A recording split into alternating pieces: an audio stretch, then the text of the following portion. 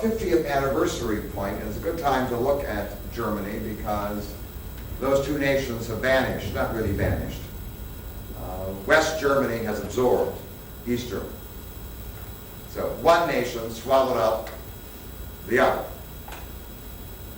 Now, so the question I want to ask is, given the obsession, given the history, given the anxieties, and now in the newspapers we read about the rise in Germany of the new fascists, and a recent election in Saxony-Anhalt where 13% of the voters supported a Nazi party, the territory that was formerly East Germany. So it's a lot of anxiety.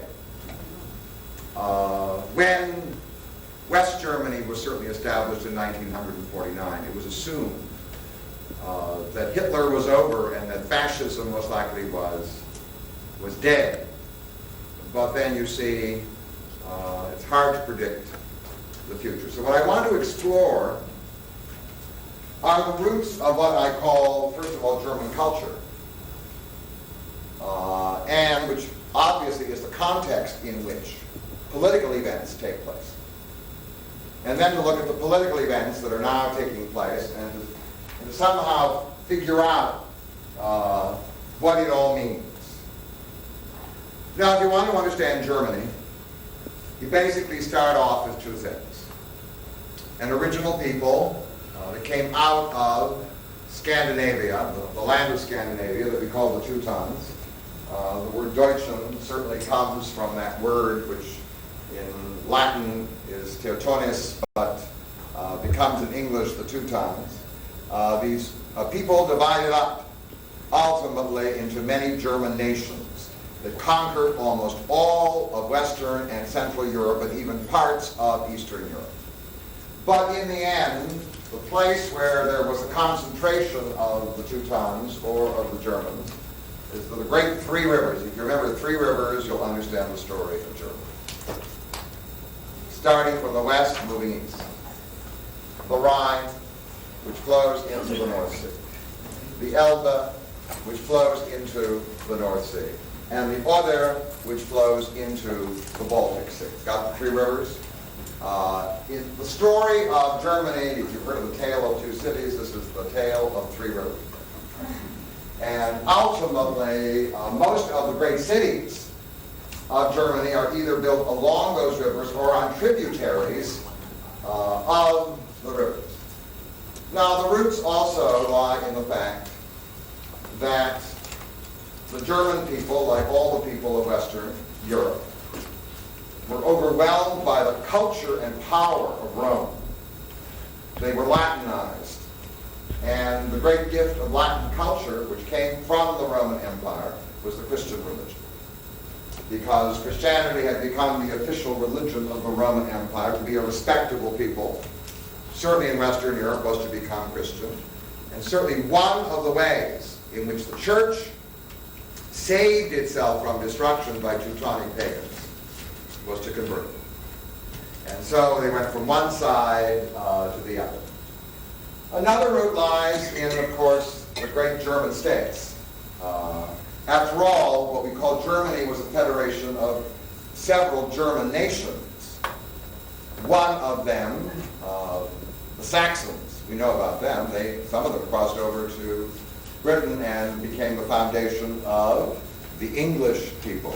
There was another nation, the Franks, who occupied parts of central Germany and also up in what today we call the Netherlands, and who ultimately became the most powerful and significant of all the German nations, founding the first German Empire under a man called Karl the Grosse, otherwise known in English as Charlemagne. There was a nation called the Bavarians and a nation called the Schwaben, the Swabians. They were German nations. Some of the German nations have disappeared, the Burgundians, the Goths, and so forth. But others have survived, at least in name, in the regions where they settled in. And so there were national differences among the Germans from the very beginning. And those differences were reinforced, certainly, by the fact that the Germans were a warrior people, And in fact, the land was divided up among the warriors, and the system that the German kings used to organize armies was to mobilize the warriors who in turn brought their retinue. We call that feudalism. It may be more efficient or less efficient than conscription. Ever since the Vietnam War, we've had a problem anyway with conscription. One of the things that obviously emerged was a language which had many forms and took many centuries before it emerged in what we today would call the official German language. But obviously, one of the defining characteristics of this people is a language around which the culture is built. Had the Germans continued to do what happened in the Middle Ages, the early Middle Ages, use the Latin of the church, had the language not developed, then the definition of the people would have been more difficult. And last, and very important, very early, the first strong nation to emerge in Europe after the fall of the Romans was Germany. It's called the First Reich. It was established in some ways by Sherwin, but more appropriately by a Saxon king, whose name was Otto, the first in the 10th century. And in fact, it lasted for almost 1,000 years. When it was established, it was a powerful nation, and you have to understand why. The trade routes in Europe went north and south, from the Mediterranean up, and from the north, down to the Mediterranean. The logical routes to take were river routes. There weren't many good roads. There was the Rhine, there was the Elbe, and there was the Oder. The wealth of the north, its minerals, metals, whatever it became south, and then all the goodies and luxuries from the Mediterranean world went north, and the great cities of Germany developed because they were on the route. And certainly if you're looking at the Germany of the 12th and 13th and 14th century, there was a Germany with an emperor who, wishing to build on the prestige of the past, called himself the Holy Roman Emperor.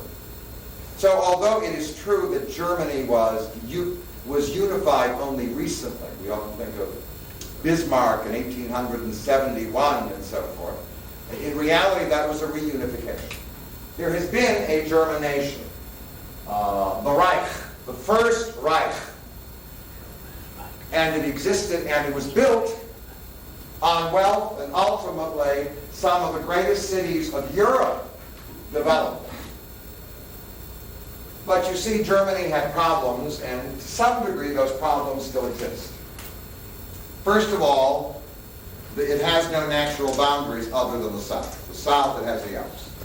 But on the east and the west, it flows into either France or the Slavic territories. And in fact, one of the problems, of course, was the rise of a powerful state to the west called France, and which meant that if the Germans wanted to expand, it was impossible to expand westward. So the only direction they could expand was the place where there was weakness and disorganization, and that was into the territory of the Slavic people. And I do want you to know that at the beginning of what we call German history, the Slavic territory came all the way to the second river, to the Elbe. The area around the Oder, the area where Berlin is now, was Slavic territory. The people there spoke a language akin to what we call Polish today. Obviously, if you're doing German mythology, you can say the Germans were there first, but in reality, we know historically that wasn't the case. One of the problems, of course, was that unlike France and England, and even Spain, the feudal lords were never tamed.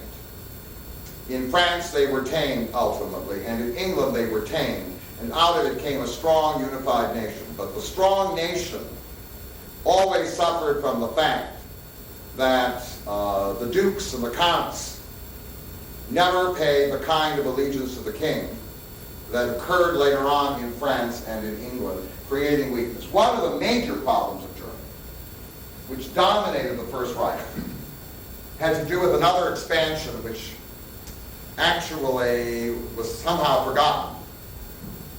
The main expansion in the Middle Ages of the Germans was their attempt to conquer Italy and to hang on to Italy. They kept crossing the Alps, they kept trying to dominate Italy, and it was a source of exhaustion, if you will. It was a major problem because ultimately the Italians rebelled and refused to accept German rule. One of the problems, of course, was the decimation of the German population in the 14th century with the Black Death, the terrible bubonic plague, which of course created a labor shortage and was to lead to a major transformation of the German economy. But the main thing was the First Reich was killed by Christopher Columbus. The center of the European economy was Germany.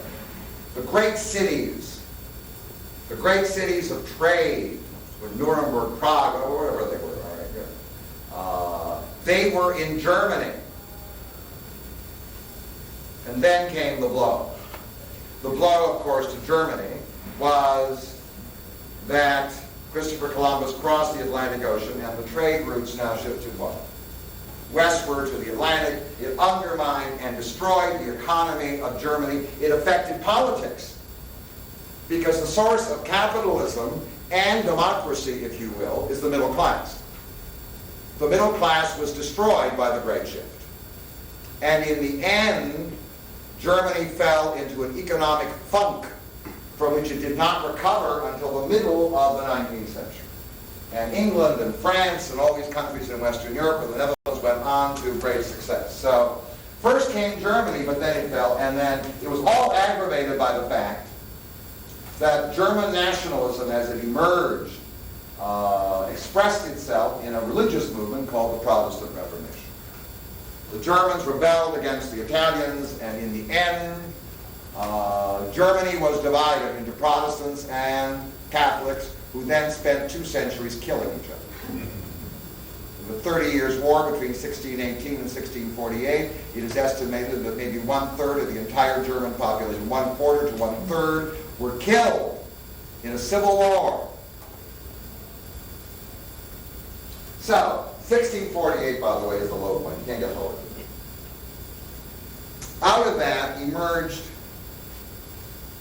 2 German states. In 1648, the First Reich had, for all practical purposes, collapsed. There was still an emperor, but he didn't have any power. And what now emerged were 2 states that were trying to achieve power.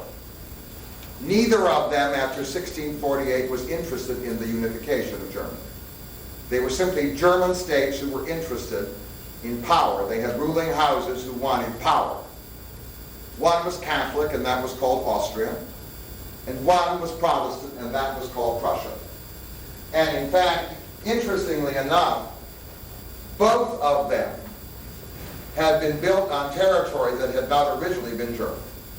Because both of them came from what are called the Mark.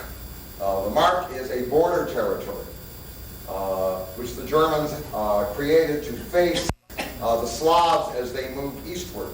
And Prussia was such a border territory, and Austria was such a border territory.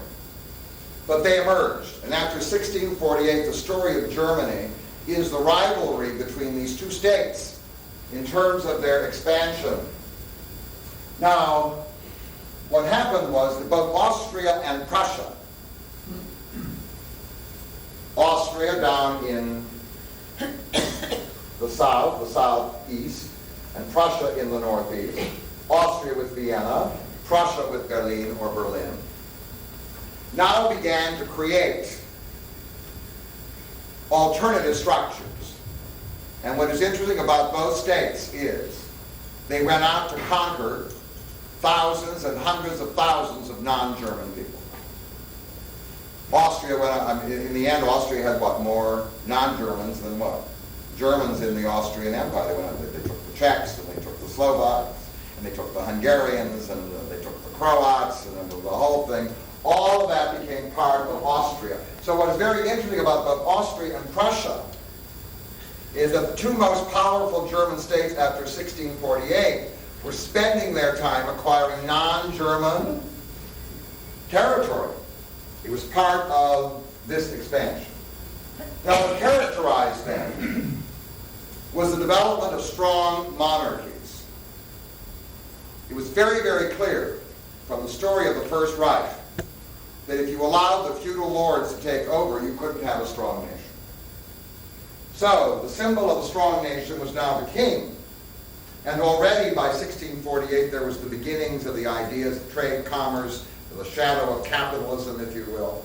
And if you were going to have a thriving state, you needed an administration. So now there appeared an alliance, which was very interesting. The alliance was between the king and the middle class against the nobility. In Austria, that was to some degree true. But Austria initially didn't have a large middle class. But Prussia was very interesting, because Prussia, to some degree, defined what was to be the future of a lot of German culture. Prussia had no middle class of any significance. It was built on sand. You couldn't grow anything there. There was no prosperity. Berlin was a small city. In the end, the people it made the alliance with, the king made the alliance with the only people who knew about management. And they were the landlords of the great estates, and they were called the Junkers. And in fact, the alliance between them and the king now produced a new kind of administration, which in other countries like England was the alliance between the king and the middle class. So, keep your eye on Prussia, because in the end, Prussia wins out. Prussia started out in this sandy place around the city of Berlin, but ultimately it developed a style which is very important. The style was, first of all, the idea that in the end,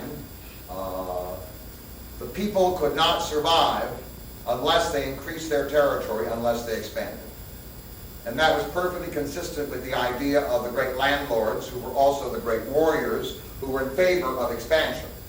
And they didn't care whether they were expanding into Germany or expanding into Slavic territories. The leaders of the Prussians were a royal family called the Hohenzollerns, and what they then proceeded to do, which is something we associate with Germany, but may not be characteristic of the present Germany, is the primary role of the army. Prussia was only one of many German states, but ultimately Prussia set the mark which in the public mind defined German culture. And that was the overwhelming organization of society along military principles. In fact, the resources of the country were devoted to the military, and very, very early, the Prussian government required almost universal military service on the part of all its men long before that requirement was made of other people. In time, Prussia expanded. In the 18th century, it had a very, very powerful king whose name was Frederick II. In the end, most of the expansion of Prussia was to the east. It defeated the Poles together with the Austrians and Russians and took a slice of Poland. And in fact, it acquired an area that had been part of the Kingdom of Poland, although conquered by German knights. Today we call it East Prussia. It basically has vanished. And Prussia moved eastward. And then came the French Revolution and Napoleon, and initially Prussia suffered in that war, but in the end Napoleon was defeated, and then Prussia took a jump into Germany. She acquired the Rhineland. and the wealth of the Rhineland and the power of the Prussian state, magnified by the victory after the defeat of Napoleon, made Prussia the beginning of what I call the primary state in Germany. In the end, for Prussia to succeed, she would have to defeat Austria. And that took place. It took place in 1866, and in a war which took only 3 weeks, the Prussian military, although Austria had many more people, defeated the Austrians, and the Austrians then went off to make their peace with the Hungarians. They basically left the German scene. And Prussia now moved in. The only power now standing in its way, it had defeated the Slavic East, it had humiliated Austria, and now the only power left that didn't want a unified Germany was France. And in the famous Franco-Prussian War, well, the French were disposed of, and now in 1871, the Prussian king Wilhelm became the emperor, the Kaiser of the Second Reich.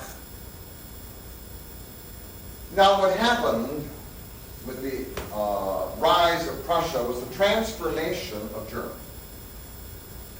Prussia was not initially interested in unifying Germany. That was not the agenda of the Hohenzollern. But when it was very, very clear that if they didn't do it, the Austrians would, then they became interested, and in fact, they drove the Austrians out and they unified Germany with the exception of Austria. And now they did something, the effects of which are still present in Germany. The great transformation that was initiated under the Second Reich was under the leadership of a Kaiser, but basically there were 2 governments in Germany. One was the army, which never paid any attention to the civilian government. You understand? The civilian government could say anything, in the end, the what? You had to deal with the army. The army was supreme in Prussia and in German politics after 1871. The second was the head of the civilian government, who was called the Chancellor. Certainly the famous Chancellor who helped to transform Germany was a man called Otto von Bismarck. And Bismarck understood that in the end, you did not go against the army. He never fully controlled the army. It was always a negotiation between the two. There was in Germany 2 governments, and in fact, it was an authoritarian government, an authoritarian military government, and an authoritarian civilian government, and the reason why it was tolerated was it offered people 2 things. An incredible rise in their standard of living, and 2, something that will mobilize the masses. It is the substitute for religion in modern times. When a population is already secularized by capitalism or the beginnings of it, then what you have is something called nationalism. It has the songs, the parades, it has everything that you want in religion, and now that became the reward. Now notice what happened at this time in the transformation. One was the industrialization of Germany. Germany, in 1830, over 75% of the German people in 1830 were rural. In England already, over 50% were, 50 to 75, it may have been closer to 60 or 65, of the people were urban. They'd been urbanized in the Industrial Revolution. In the Second Reich, the government decided that it was going to be powerful. It needed an economy that could reward the people and give power to Germany. And so it embraced industrialization, which was massive. The second thing it did was to turn part of that industrialization to support the army, because the army was one of the two wings of the government, and therefore the massive production of armaments, which was to lead in 1898 to the passage of the Navy Law, which was to provoke and create World War I, which was to create a navy that would rival the greatest navy in the world, the Navy of the British Empire. And the third is the thing that's most important of all. Because in the end, you can bomb all the factories you want, destroy all the cities. If your people are skilled workers, you understand? They will rebuild what has been destroyed. So in the end, the greatest asset that a nation can possess other than natural resources is an educated workforce. And one of the things that happened in the Second Reich was the institution of a state school system with a strong emphasis on what? The sciences and engineering, but also the arts. A strong state school system which transformed a basically peasant population into a population that would serve the capitalist or the industrial culture. You want to talk about the rapid revival of Germany. The rapid revival of Germany was possible because of what? A foundation was laid in the Second Reich of an educated, disciplined workforce. Now all of this collapsed. The collapse took place, by the way, between 1914 and 1945. The Second Reich was led by mismanagement. That was it. After Bismarck retired in 1890, from 1890 to 1914, the government of Germany was confused. The expression of that was certainly the Kaiser Wilhelm II, but there was more mismanagement outside of his own mistakes. In the end, Germany entered into a war that Bismarck tried to avoid. It was not in Germany's interest to fight Russia. And Russia and England at the what? At the same time. So in the end, the Second Reich collapsed. And what emerged, of course, after the defeat of World War I was a kind of confused period that we call the Weimar Republic, and then came the worldwide depression, which brought to power a figure who is the most famous figure of the 20th century. I go to the bookstores all the time, and I try to figure out what person has the most books written about him in the bookstore. Is it Albert Einstein? I mean, you understand? Is it Jonas Salk? Is it Mother Teresa? Is it anybody who's done anything what? I mean, that we would regard as worth? No! The most famous or notorious person of the 20th century is indeed Adolf Hitler. And I now want to point out a model. Hitler, by the way, was not a Prussian aristocrat. He was not a Junker. In fact, he hated it. Hitler was not an authoritarian in the traditional sense. Hitler was a dictator, the Fuhrer, who sought to control a nation by mobilizing it through patriotism, mobilizing the masses. Bismarck had begun the mobilization of the masses, but he was still too Junkerish. Now, I want to mention that as a model because it relates to part of the problem that we have in the world today. It may not be the case that capitalism only leads to democracy. It may lead to another model. You cannot have, in the modern urban culture, a landed aristocracy. In the end, you have to mobilize the masses. So if you have an authoritarian government, you have to mobilize the the masses. And you feed the masses in two ways. One, you give them money and food and whatever else it is, and the others you give them glory. Those are the two foods of the masses. And Hitler was, past, the expert in what? The mobilization of the masses. In fact, the Depression led to the rise of the Nazi Party. Fascism is not reactionary. It is a radical way of coping with a changing world. It's not the democratic way, but it's certainly what? A radical way. What was interesting about German Nazism or fascism was the army in the end tried to maintain its power but was defeated by Hitler. After 1938, the leaders of the army were now subordinate to the Führer. The army was humiliated.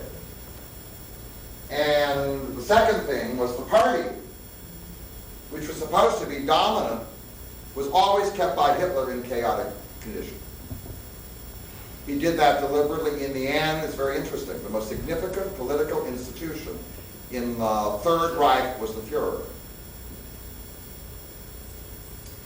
It's authoritarian government by a charismatic leader who mobilizes the masses and knows what rewards to give. Hitler viewed himself as modern, not as old. He liked to use the vocabulary of science, right? He talked about industrialization and invention. But in the end, he made the same mistake that was made in the First World War. It came down. And what happened was that in 1945, after this period of turmoil, Germany was in a condition which was worse than 1648. So let me try to describe it. The country had been devastated by war and bombing. The cities were like what? Gone. The whole country was under military occupation by foreigners. That had not happened in 1648.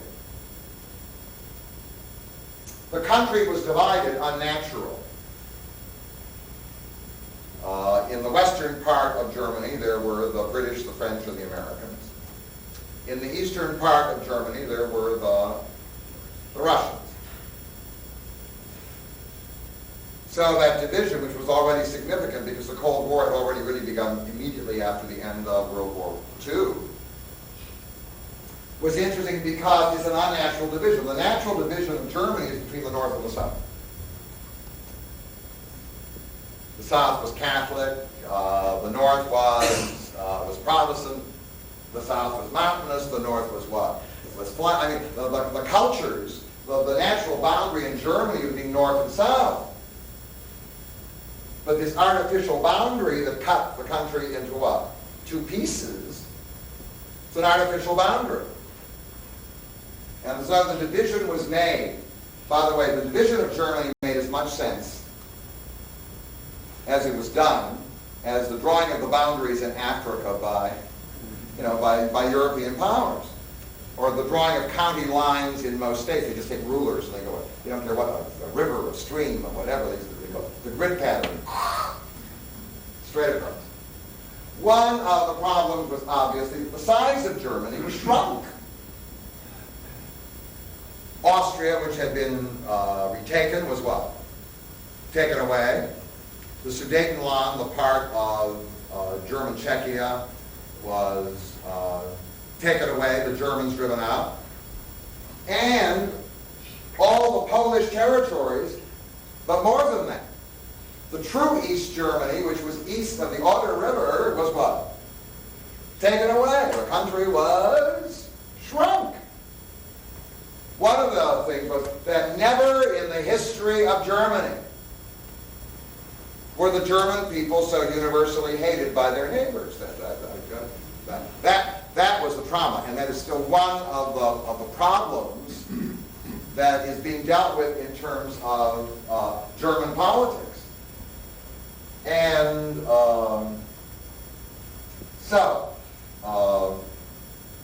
one of the great challenges was also the fact that Germany was caught up in the middle of a war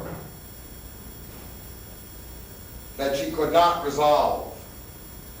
It was the Cold War, sometimes the hot war, between the United States of America and the Soviet Union. And the boundary line between the two forces in Europe lay in Germany. For those people who hated the Germans and wished to punish them, the thought that their country would remain permanently what? Divided was a source of joy and consolation.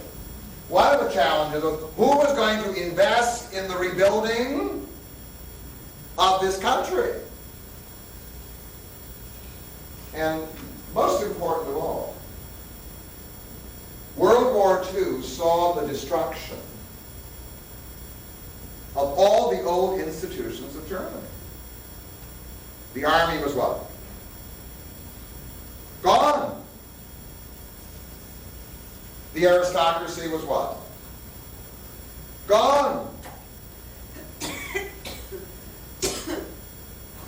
In fact, in 1945, Germany experienced something called a radical discontinuity. In Japan, they didn't do that, did they? MacArthur kept the what? The emperor. He wanted to establish some kind of continuity. It was like a radical discontinuity. Everything that had supported the social structures of the state, what? Gone. What would you turn to? What would you relate to?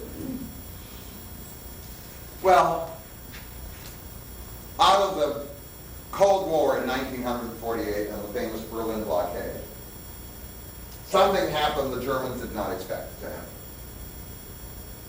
It happened because of the Cold War, and in the end, only 3 years or 4 years after the end of World War II. And one has only to remember the propaganda in this country. Remember in World War II, against the Germans, within 3 or 4 years, it was very clear that the United States of America and the Soviet Union both wanted them as their allies. The strongest motivating force in history for creating alliances, unifying people, whatever it is hate. There's no doubt about it. And so, two former enemies come together because they share a hatred. And that is the hatred and fear of communism.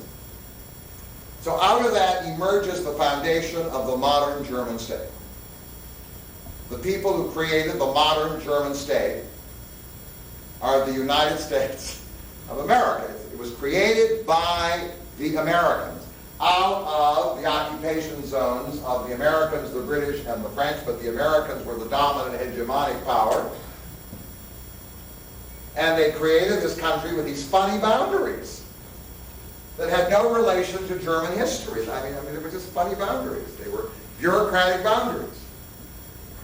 And out of it came a country, which was called West Germany, but the West Germans officially called it the German Federal Republic. And the foundation of West Germany was given to West Germany by the Americans. It was the condition under which they were going to mobilize the German people. The two things that are characteristic of the American social system are capitalism and democracy. Now, whether the Germans were ready for whatever else it was, it didn't make any difference. That was what it was going to be. And so that's radically discontinuous in some ways. Because given the history of Germany for other than the short period of the Weimar Republic, there's no long history of democratic institutions. The agent of the Americans was, of course, a man who had been the mayor of Cologne. His name was Konrad Adenauer. And by 1949, so eager were the Americans now to have the German alliance that they basically declared Germany to be, or West Germany to be, an independent country. It took really a couple more years before it was official, but there it was. And then, wonder of wonders, they allowed the Germans to rearm. The German army was now organized what? In accordance with what we call American principles, not Juncker principles. But ultimately, the social system had to find a group of people who would support it. West Germany was supported not by the old aristocratic class, not by the old army, and not by the workers who initially were not sure that they supported the regime. It's by a class that had sort of collapsed in the Middle Ages and was trying to find itself again at the end of the 19th century and came out of the closet, if you will, effectively in the Weimar Republic, but was suppressed by Hitler. It's called the what? The middle class, the bourgeoisie, that's us. Now, what is very important is that West Germany had incredible assets because its success story in a matter of only one decade is overwhelming. The economic achievements of West Germany between 1949, let's say, and 1980 was actually overwhelming. One of its assets lay in the fact that the Americans wanted it to be rearmed, but it did not want it to be a major military state. The consequence of that was that now Germany did not have to devote as much of its resources to the development of the military or the army. It devoted, by the way, a large amount of money to the military and the army, but proportionally not the kind of budget that had existed under the old system. 2, all the buildings could be ruined. But in the end, Germany featured, in contrast to all other nations, an incredible, educated, well-trained workforce. And one of the things that had come out of the Prussian system and which had entered into the school systems of the Second Reich and later on the Weimar Republic, the Third Reich, is something everybody's complaining about in America. No discipline. One of the assets was, of course, that everything that was built in Germany, unlike what existed in England or America, was new. One of the assets, obviously, was that from the beginning, Germany established, West Germany, an alliance between management and labor by guaranteeing the workers what is called a fairly generous welfare system. Vacations and pensions and health plans and whatever else, which prevented the kind of thing that undermined the American economy immediately after World War II, which were the terrible strikes. In fact, what that was to lead to was something interesting.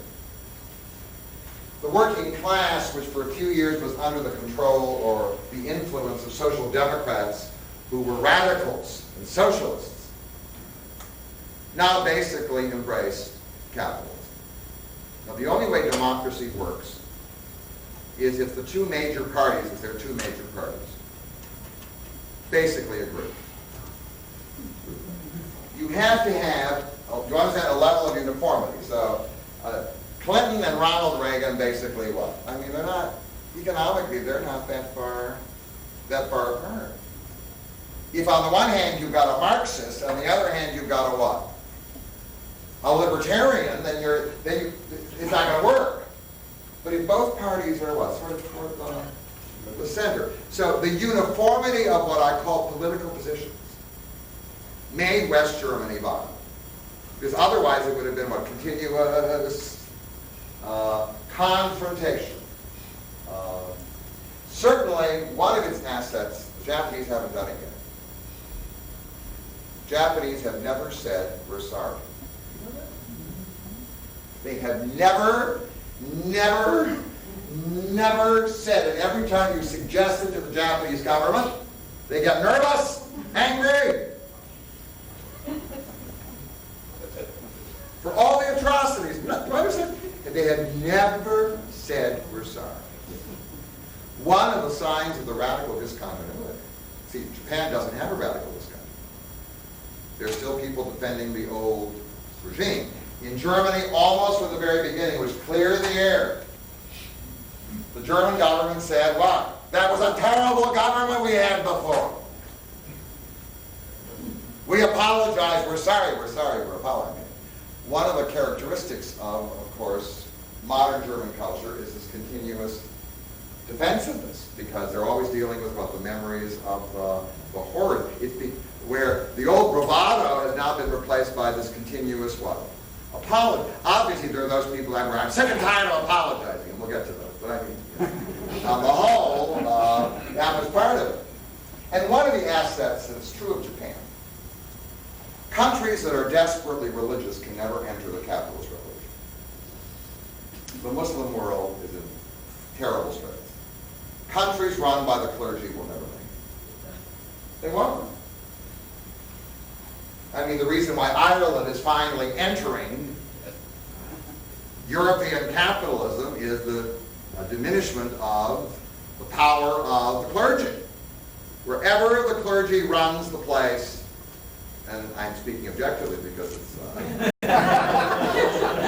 wherever the clergy runs the place, it's no good.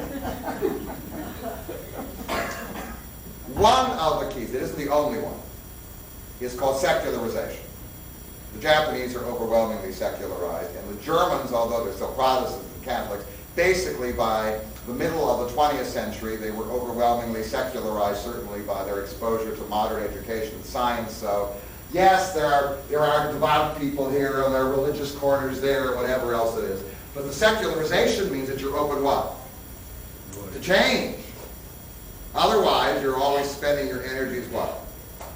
Defending the past. So West Germany turned out to be a raving success. The success was demonstrated first by the development of three kinds of industries where the West Germans excelled: steel, chemicals, and electronics. Got it? Those three. It's enough. What more? What more do you need? Do you understand? I mean, you just get put those three together. In fact, in a very short while, the German corporations that were involved in these three areas began to dominate, in some ways, the world economy with regard to these three commodities. The success was demonstrated by the incredible jump in the standard of living. The sign of it was the quick restoration and rebuilding of what? Of the German cities within a very, very short time. I mean, some tourists, even like 10 years later, was wondering, where are the ruins? We're always looking for quaint people and ruins. Those are and that's why my formula for Detroit, you see, is that we develop a local costume,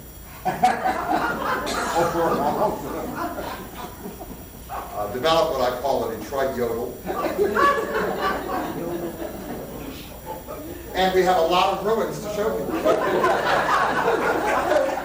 So I mean, because we could do that, but that's another lecture. I don't wish to talk about that one right now. But the other thing, of course, that went along with the prosperity was that West Germany became one of the major centers of banking, money, in the world. While England is going down economically, the Germans are rising. And when you look at the period of time, there are two major transformation periods now in German history. One is the period of the Second Reich, right at the end of the 19th century. In a matter of 30 years, Germany is transformed industrially and educationally. And then is this incredible transformation that takes place immediately after World War II. And the other sign is that it's now admitted to the center of the American alliance. NATO, right, the North American Treaty Organization, and something that was encouraged by the Americans as a bulwark against communism, the creation of the European economic market, which from the West German point of view was very important. It would open up markets for its good, but more than that, it was a sign of acceptance. Do you understand?